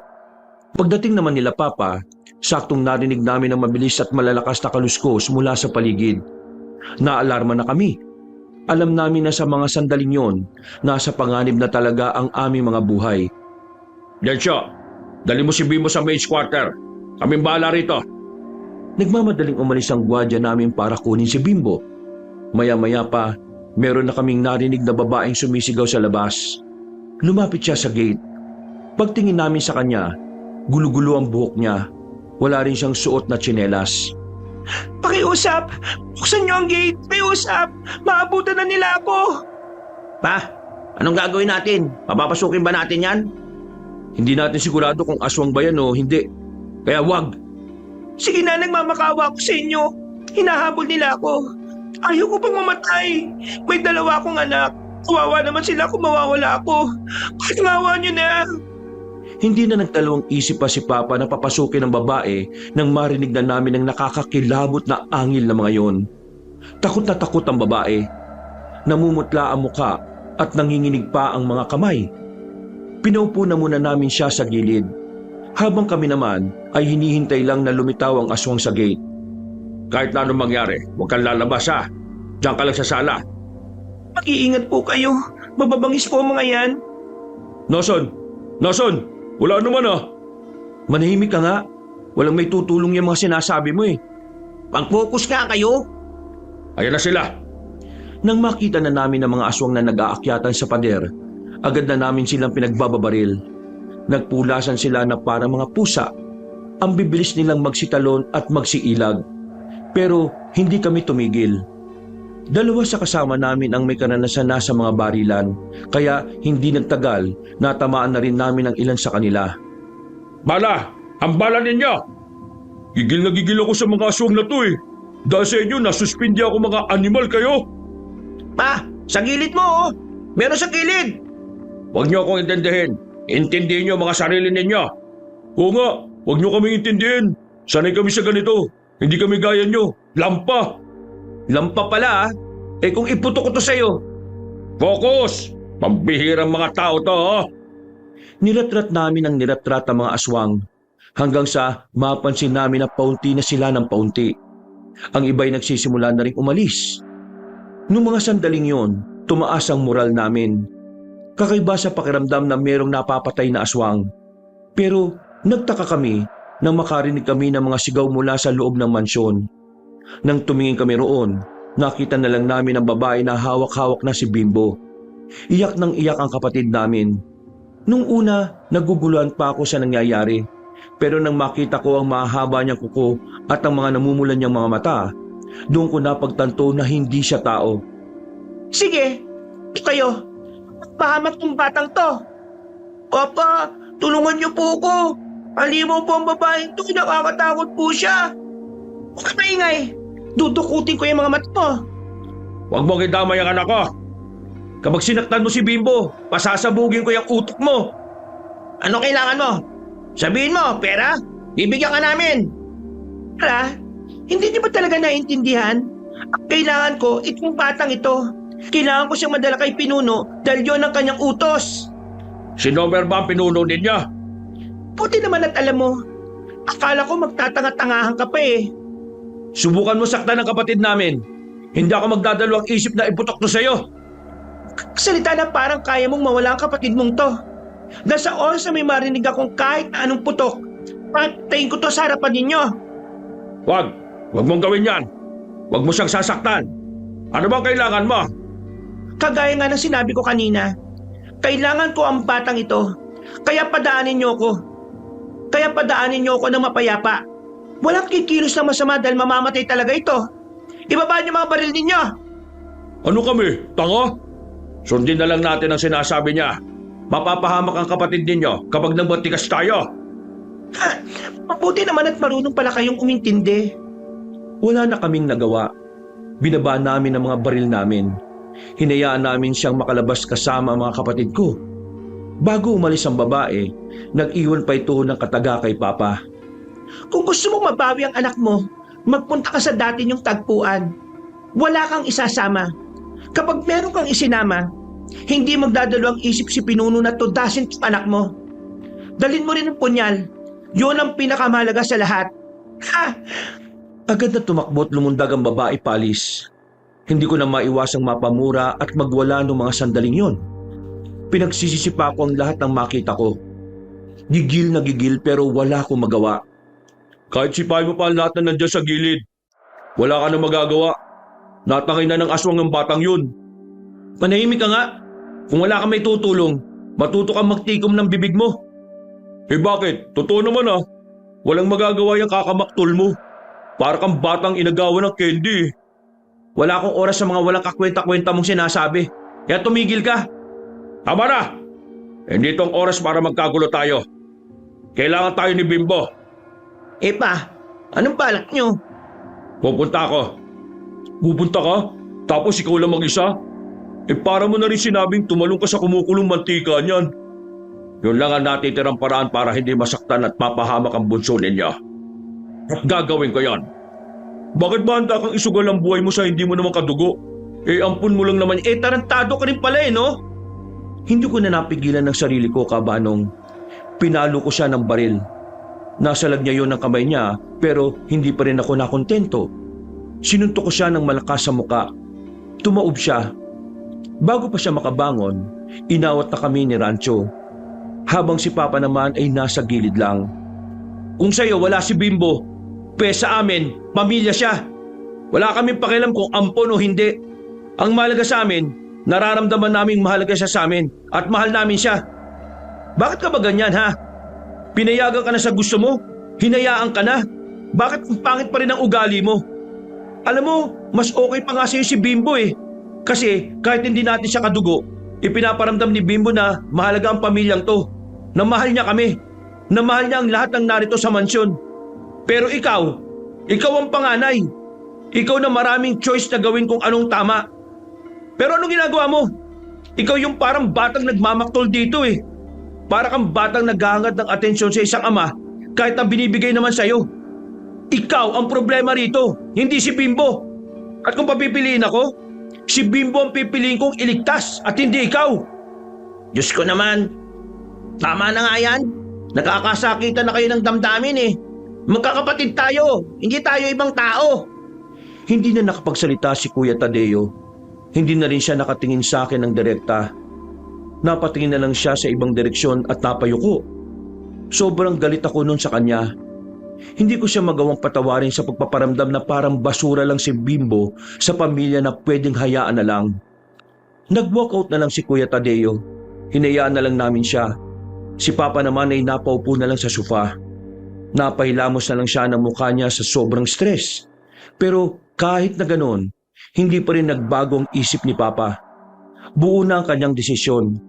Pupunta siya sa tagpuan nila ni Mang Nomer. At kahit na anong mangyari, hindi niya rin hahayaang mapahamak ang bunso naming kapatid. Bago kami matulog ng gabing yon, kinontak ko na sila Aling Miranda. Kahit na nagbabala ang babae na huwag kaming magsama ng kahit na sino, hindi namin yon inintindi. Kailangan lang namin mag-isip ng paraan kung papaano sila lilinlangin. Kinabukasan ng umaga, may mga dumating sa bahay. May mga dalang gamit. Binigay yon sa amin. Mga bagong baril, matataas na kalibre. Meron din kaming ibang kasama na dating kasama ni Papa sa military. Nagaya niya ay retirado na rin. Mga bandang 5:00 ng hapon, lumarga na rin kami. Pero hindi namin kasama si Papa. Iba ang direksyon na tinahak niya. Pero meron kaming komunikasyon sa kanya dahil may sinuot siyang hearing device sa ilalim ng damit niya. Nang sa ganon, marinig namin ang mapag-uusapan nila. Yun din kasi ang magiging hudyat para sa amin kung kailan kami aatake. Ang usapan, kapag nagbigay ng hudyat si Papa, saka lang tayo lalapit sa area. Pero mananatili tayo kung wala pa siyang sinasabi. Napakasimple lang ah. Isa pa, ingatan nating may makaengkwentrong ibang aswang. Kailangan natin makarating sa area nang walang nangyayaring aberya. Sa norte naman, manggagaling sila Aling Miranda. Gagawin ni Papa ang makakaya niya para mapahaba ang usapan nila ni Mang Nomer. Kailangan makaabot sila Aling Miranda kasi silang nakatoka sa pagtugis sa mga aswang eh. Tayo, ililigtas lang natin si Bimbo. Ano yung sinabi ni Papa kanina na may kailangan siyang dalhin? Ang punyal. Yun ang punyal na makakapatay ng tuluyan kay Mang Nomer. Ang sabi ni Papa, yun daw ang gustong kunin ni Mang Nomer. Sobrang delikado daw kasi ang punyal na yon para sa mga aswang. Ano bang kayang gawin ng punyal na yon? Kapag nasaksak mo ang aswang gamit ang punyal at kapag namatay siya, pati raw ang kaluluwa ng aswang ay mamamatay na rin. Ibig sabihin, ang kaluluwa niya ay hindi na magagamit para sumanib sa katawan ng ibang aswang. Kaya pala gusto niya makuha yung kay Papa para wala na makakatalo sa kanya. Kuya Tadeo, nakikinig ka ba sa mga sinasabi ko? Oo, nakikinig ako. Hindi naman ako bingi. Kalimutan mo na muna yung alitan nating dalawa. Alam kong hindi mahalaga sa iyo si Bimbo. Pero isipin mo na lang na sana nasa panganib din ang buhay ni Papa. Siya na lang ang isipin mo kahit wag na si Bimbo. Hindi na nagsalita si Kuya Tadeo. Nanahimik lang siya sa buong biyahe. At hindi nga nagtagal, narating na rin namin ang bungad ng gubat na dadaanan namin. Pinangunahan ni Kuya Tadeo ang paglalakad. Sa likod naman namin ay ang mga retiradong sundalo na tropa ni Papa. Move! Move! Be alert! Aminin ko man o hindi, humanga ako sa kung paano kami pangunahan ni Kuya Tadeo. Magaling siya at sanay na sanay siya sa mga ganong uri ng sitwasyon. Area located 300 meters away from our location. Stay alert. We are now approaching the target. I repeat, we are now approaching the target. Yeah, ang cool ni Kuya Tadeo no? Kaya nga siguro kung di mo kami naawat, binalibag niya ako. Maya-maya lang, sumenyas na si Kuya Tadeo. Marahang kaming umupo. Meron kaming nakitang liwanag sa hindi kalayuan. Gumagalaw. Isang indikasyon na ang mga liwanag na yon ay mula sa mga aswang na paparating. Nanatili lang kami sa kinalalagyan namin, pero sa loob-loob ko, sobra akong kinakabahan. Para na rin kasi kaming sumabak ni Rancho sa gera. Tapos ang mga kasama pa namin, mga lihitimong nagsilbi talaga sa bayan, na mabuti na lang ay sumusunod sila sa pangunguna ni Kuya Tadeo. Mga aswang yan, walang duda. Walang gagalaw, walang kakalabit. Hayaan natin silang dumaan. Dumapa na kami sa mga damuhan. Hindi nagtagal, naramdaman na lang namin silang nakalagpas na sa amin. Pinalipas pa namin ng ilang minuto bago kami nagpatuloy. Group 1, go there. Group 2, go here. Kailangan ba talaga nating maghiwa-hiwalay? Oo, kapag nagsama-sama tayo, mas mahihirapan tayong dumipensa dahil nasa iisang lokasyon lang tayo. Kung magkakahiwalay, may tsansa pa tayo marespondihan kung sino makakaengkwentro ng mga aswang. Tama si Kuya Tadeo. Kailangan nating hatiin ang grupo natin sa dalawa. Napatango na lang ang mga matatandang sundalo sa kanya. Nagtiwala na rin ako sa ginawa niyang desisyon. Magkakasama kaming tatlo at ang tatlo ring sundalo. Ang iba naman ay sa kaliwa. Gumapang kami ng halos 10 minuto para lang hindi kami maramdaman nila Mang Nomer. Hindi nagtagal, nakita na namin si Papa na nakatayo lang sa harapan ng malaking bato. Narito na ako, Nomer. Nasaan ang punyal? Nasaan ang anak ko? Kahit na kailan sigurista ka talaga ano? Pagdating sa anak, dapat lang na manigurado. Hindi mo ako maintindihan kasi hindi mo naman naranasan magkaroon ng anak o kahit magkaroon man lang ng pamilya. Alam mo ba kung bakit mas pinili kong hindi magkaroon ng pamilya? Kasi ang pamilya ay kahinaan. Sila ang magiging dahilan kung bakit may mga bagay na hindi dapat gawin. Ang pamilya ang nagtuturo sa'yo para maging mahina at maging malambot. Mali ka sa pagkakaintindi ng konsepto ng pamilya, Nomer. Ang pamilya ang unang-unang magiging dahilan ng lakas mo. Nang dahilan para lumabang ka. Kapag may pamilya ka, meron kang matinding pagnanais na ipaglaban sila sa lahat ng bagay. Ang pamilya, hindi sila kahinaan. Sila ang kalakasan ng kahit na sinong tao. Pero, bakit ko nga ba ito ipinapaliwanag sa'yo? Hindi mo naman ako maintindihan dahil hindi ka naman tao. Hindi ko kailangan ng dahilan o paghuhugutan para maging malakas. Sapat na sa akin ang mga layunin ko para gawin ang lahat na makakaya ko. Ngayon, Arturo, pinili mong makialam. Pinili mong humarang sa mga plano ko. Kaya wala akong magagawa. Isasama kita sa mga dapat kong iligpit. Nasa akin pa ang punyal. Baka lang nakakalimutan mo. Kaya kung gusto mo makasiguro na walang makakapatay sa'yo, ibigay mo na ang anak ko at ibibigay ko ang punyal na ito. Romina, ilabas mo na ang anak nito at nang matapos na ang usapang ito. Masusunod, mahal na pinuno.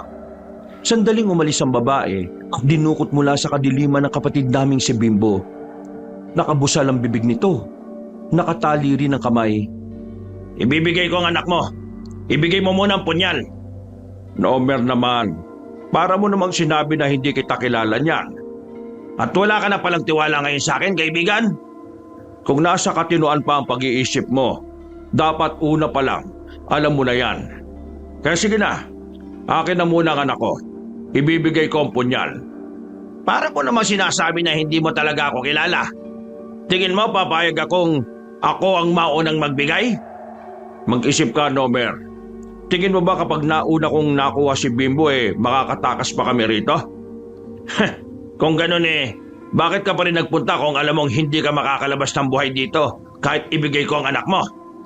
Dahil gano'n ang isang ama.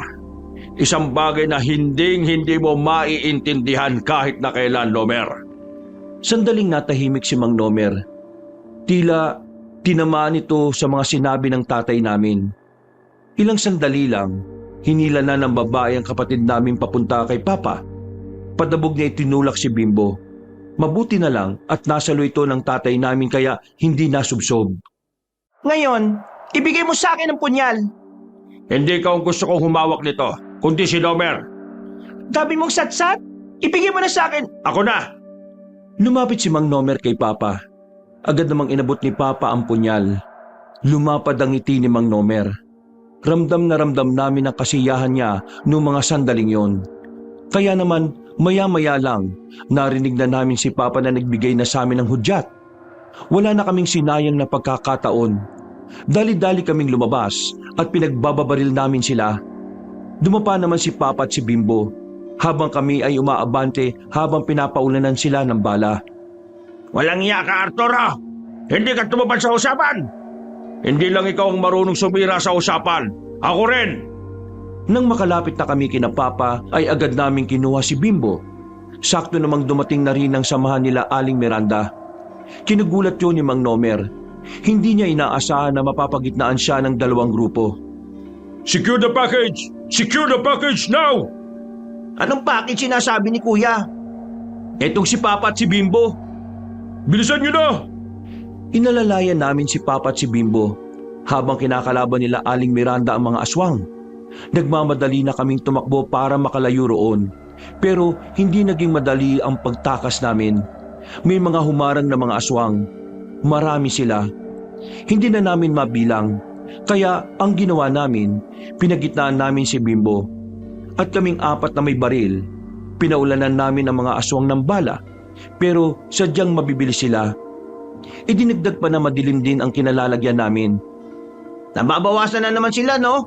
O parang hindi? Manahimik ka! Mag-focus ka sa ginagawa mo. Sa ganitong sitwasyon, ang taong mahina ang loob ang unang namamatay. Huwag mo munang isipin kung ilan na ang nababawas. Sa halip, isipin mo kung paano sila mauubos. Tama ang kuya ninyo. Kaya sige na, baril ba? Hindi namin tinigilan ng mga aswang. Nakapagpalit na nga rin kami ng mga magasin dahil talagang ang gagaling nilang umilag. Makalipas ang ilang sandali, nakakuha na rin kami ng tamang pagkakataon para umabante. Iyak lang ng iyak si Bimbo noon. Ramdam ko ang takot niya base sa pagkakahawak niya sa damit ko. Walang panghihinaan ng loob. Konti pa, malapit na tayo sa sasakyan natin. Mga visit kayo, mga aswang kayo. Visit! Mamamatay na kayo! Para bang biglang umayon sa amin ang pagkakataon. Nagawa namin silang patamaan. At dahil doon, nakita naming unti-unti na silang nababawasan. Hanggang sa tuluyan na nga silang nagkandamatay. Kaya naman kumaripas na kami ng takbo papunta sa kalsada. Pero bago kami makarating doon, biglang humarang ang tauhan ni Mang Nomer na ang pagkakaalam namin ay Romina ang pangalan. Saan kayo pupunta, ha? Tanga ka ba? Malamang uuwi. Anong tingin mo? Magja-jogging kami? Uuwi pala, ha? Hindi kayo makakatakas sa akin. Manahimik ka! Sobrang bilis ng babaeng yon, kaya hindi to matamaan. Mas mabilis siya sa mga aswang na una naming nakaharap. Nang maubusan na ng bala si Kuya Tadeo, kami naman ang nagpaputok sa kanya. Pero hindi rin namin siya tinamaan. Rancho! Akin na yung baril mo! Dali mo na yung batang yan sa sasakyan! Mauna na kayong tumakas! Bilis! Okay, copy! Binuhat ni Rancho si Bimbo. Susundan pa sana ni Romina ang dalawa. Pero humarang kami't pinagbababaril namin siya. Tinamaan ng babae sa balikat kaya minabuti nitong magtago na muna sa mga puno. Nakaalis naman sila Rancho kaya nakahinga na rin kami na maluwag. Ngayon, wala na yung bata. Ngayon mo kami subukan. Mag-iingat kayo ha. Mabilis ang animal na yan. Kinagalit niyong pinuno namin? Nilinlang niyo siya! Lalo ka na, Arturo! Humanda ka sa kanya! Wala akong pakialam. Hindi ako natatakot. Hindi namin tinigilan ng aswang na yon. Nang maubos na ang mga bala namin, kinuha na namin ang itak na nakasukbit sa aming tagiliran. Lalabanan namin siya ng mano-mano. Nasaan na siya? Nandyan lang yung siraulong yan. Hindi kaya niya sinundan sila Rancho? Wala siyang pakpak para gawin yun. Ayan na siya! Paglingon namin sa paligid, agad kaming nakailag. Nadaplisan niya ako sa braso. Mabuti na lang at nakita kagad ni Papa. Ang takot ko noon ay napalitan na ng inis. Banas na banas ako kasi gusto kong ako mismo ang tataga sa babaeng aswang. Pero hindi naman siya humaharap sa amin. Lumalaban siya ng patraydor. Ayos ka lang anak. Wala to pa. Walang-wala pa to sa mga sugat at tinamo nyo kapag galing kayong operasyon. Muli kaming nakiramdam. Inobserbahan namin ang paligid. Nang marinig na namin ang kaluskos sa bandang gilid, naghanda na kami. At hindi nga kami nagkamali. Paglabas niya, agad na hinataw ni Papa ng itak ang babae. Tinamaan yun sa dibdib. Nang mapatras siya, ay agad naman akong lumapit. Tinaga ko naman siya sa bandang bewang. Si Kuya Tadeo naman ay hindi na rin nagsayang ng pagkakataon. Tinaga niya si Romina sa bandang leeg. Sirit na ang dugo nito, pero nagagawa pa rin niyang makatayo. Hindi ka pa pala patay, babae ka. Pwes, tutuluyan na kita. Oh. Itinarak ni Papa ang itak sa tiyan ni Romina. Walang ano-ano, agad na sumuka ng dugo ang babae. Paggugot niya, bumagsak yun kaagad. Sandali pa itong nangisay. Nakalaunan ay binawian na rin agad ng buhay. Visit kang animal ka. Ikaw ang tumukat sa bunso namin. Dapat lang sa'yo yan, aswang ka. Kailangan na nating umalis pa. Baka makita pa tayo ng ibang aswang dito. Pero paano sila Aling Miranda? Kayang-kaya na nila mga yun.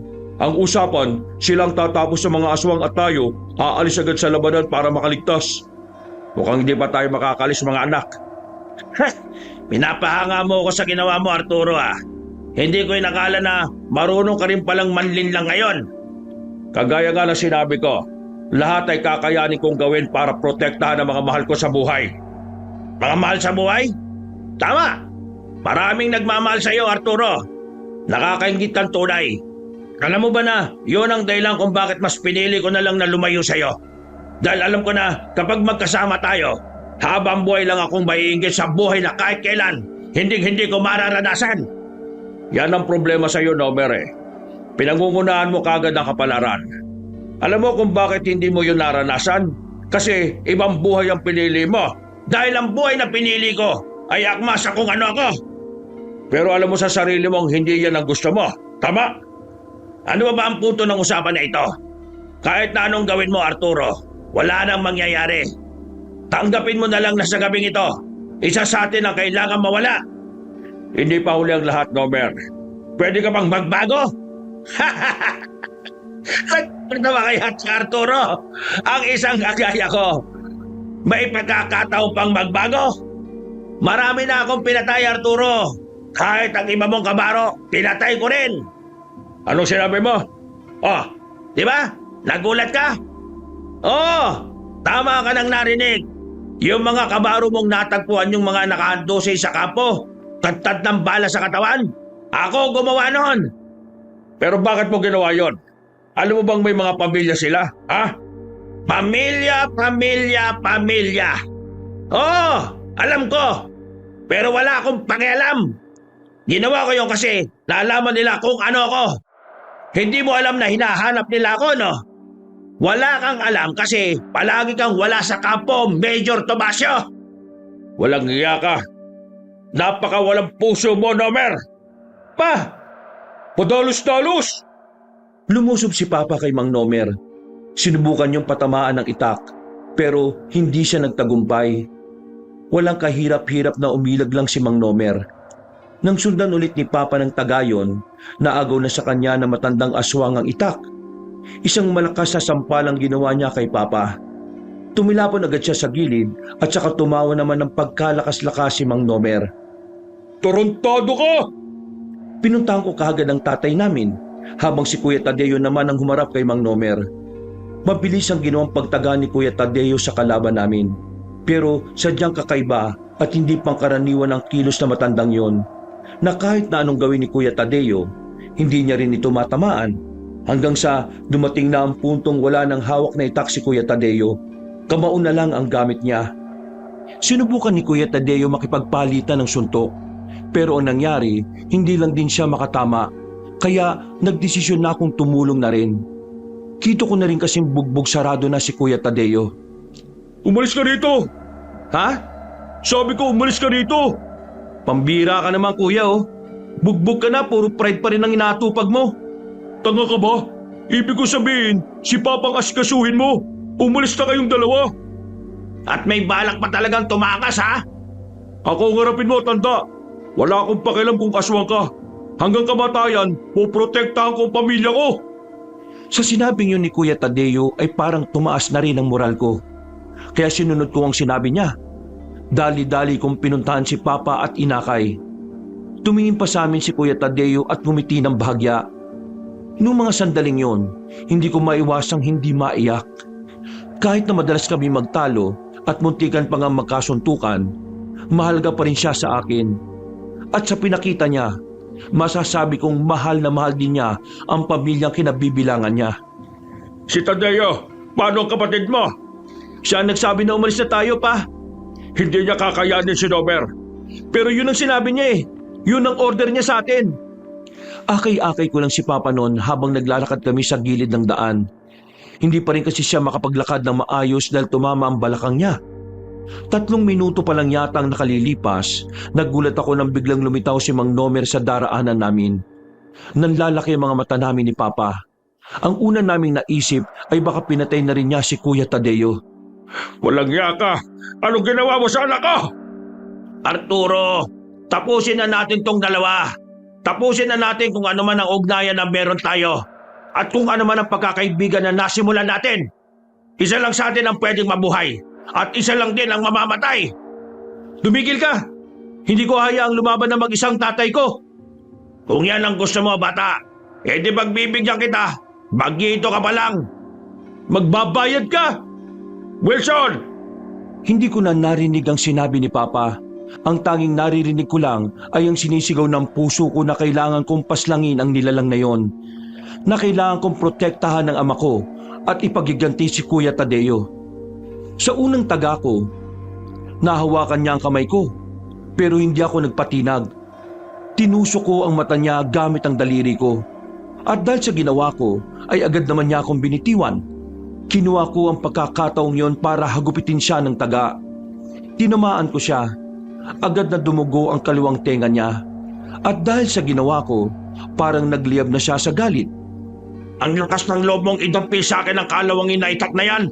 Walang iya ka. Labas ka! Mas pumangit ang itsura ni Mang Nomer ng mga sandaling yon. Parang handang-handa na niya akong patayin. Mabilis siyang lumapit sa akin. Hindi ko na nga yun namalayan. Hinawakan niya ako sa kwelyo ko at saka binalibag sa harapan niya. Naramdaman ko agad ang pagtama ng likod ko sa simentadong lapag. Bida-bida ka ba? Sige, ikaw ang uunahin ko. Arturo, panoorin mo kung paano ko pahirapan ang anak. Ako kalabanin mo. Sinubukan ni Papa na lumaban, pero bigo siyang magawa yon. Sa halip, nabalibag na naman siya ni Mang Nomer. Tumilapon na naman siya, pero pinilit na naman niyang bumangon. Hindi ako papayag na kunin mo rin ang buhay ng anak ko. Magbabayad ka! Lumapit ka, Arturo! Lumapit ka! Pa, wag na! Tumakas ka na! Ako nang bahala rito! Pinilit kong makabangon kahit sobrang sakit pa ng balakang at likod ko. Pero hindi ako pinakinggan ni Papa. Umatake pa rin siya kay Mang Nomer kahit na nadadapa-dapa siya. Nakita ko lang na hawak-hawak na siya sa liig ng matandang aswang. Mahina ka na, Arturo. Wala ka na magagawa. Isa pa, hindi to gera. Wala ka sa kampo ninyo. Wala ka na sa serbisyo. Hindi ka na sundalo. Isa ka na lang walang kwentang matanda na naghihintay na lang kung kailan mamamatay. At ang kamatayan na yon ay ngayon na. Kaya magpaalam ka na sa mahal mong anak. Wag! Ako na lang! Tumakbo ko palapit. Pero nakakadalawang hakbang pa lang ako ay nawalan na rin ako ng balanse. Gumagapang na lang ako noon. Pero maski paggapang ay hindi ko magawang bilisan. Pagito, magpaalam ka na sa pinakamamahal mong papa. Nomer, naalala mo ba sinabi mo sa akin noon? Anong pinagsasasabi mo? Huwag mo hayaan na makalapit ng matagal sa iyo ang kalaban. Dahil kapag malapit ang kalaban, mas mapanganib. Nakita ko na lang na merong dinukot na isa pang punyal si Papa sa kanyang likuran. Hindi siya nagsayang ng pagkakataon na itarak yun sa liig ni Mang Nomer. Agad naman itong nabitiwan si Papa. Kisit ka talaga, Arturo! Ibang punyal ang binigay ko sa iyo, Nomer. Nalin lang kita. Ang punyal na nasa lig mo ngayon ay ang punyal na kinuha pa natin noon sa isang albularyo. Ngayon, Nomer, sabihin mo sa akin, masakit ba na walang taong makakarinig ng pagpapaalam mo? Na ang makakarinig lang nito ay ang mga taong naghatid sa iyo sa kamatayan? Hindi ka pa rin nagbago. Mahusay ka pa rin talaga, Major Topacio. Wala nang hanggang sa muli, kaibigan. Hindi na tayo magkikita kahit nasa kabilang buhay. Dahil ako ay sa langit mapupunta, habang ikaw ay sa impyerno. Hindi na nakatugon pa si Mang Nomer. Unti-unti nang nangitim ang buong katawan niya hanggang sa tuluyan na nga itong bumagsak at binawian ng buhay. Anak, ayos ka lang ba? Pa, ang galing mo. Inakay ako ni Papa at sabay na namin binalikan si Kuya Tadeo. Inabutan namin siya sa gilid na nakaupo. May mga sugat sa katawan pero hindi naman malala. Hindi pala siya pinagtuunan ni Mang Nomer kaya nagmadaling iniwanan siya. Ang gaping yon ang pagbagsak na rin ng mga aswang. Naubos din nila Aling Miranda ang mga yon. At nakabalik naman kami ng ligtas sa mansyon. Mula nang matapos ang kaguluhan, mas lalong tumibay ang aming pamilya. Sa wakas, tanggap na rin ni Kuya Tadeo ang ampon namin na si Bimbo. Mas gumanda na rin ang samahan ni Papa Tadeo at maging kami rin ni Kuya ay unti-unti na rin nagkakasundo sa maraming bagay. Hindi na nakabalik si Kuya sa pagiging sundalo. Pinili niya ang kapalaran na matagal na niyang pinapangarap. At si Papa naman, itinuon na lang ang atensyon sa pamilya namin. Para sa akin, kahit retiradong sundalo si Papa, siya pa rin ang pinakamagaling at pinakamatapang na mandirigma sa lahat ng nakilala ko. Dahil kahit na anong mangyari, hinding-hindi niya susukuan ng bawat laban, maprotektahan lang kami. Hanggang dito na lamang po, Kabanong. Maraming salamat po sa inyong pagsubaybay sa aming kwento. Pinagpalang araw po sa inyong lahat. Wakas.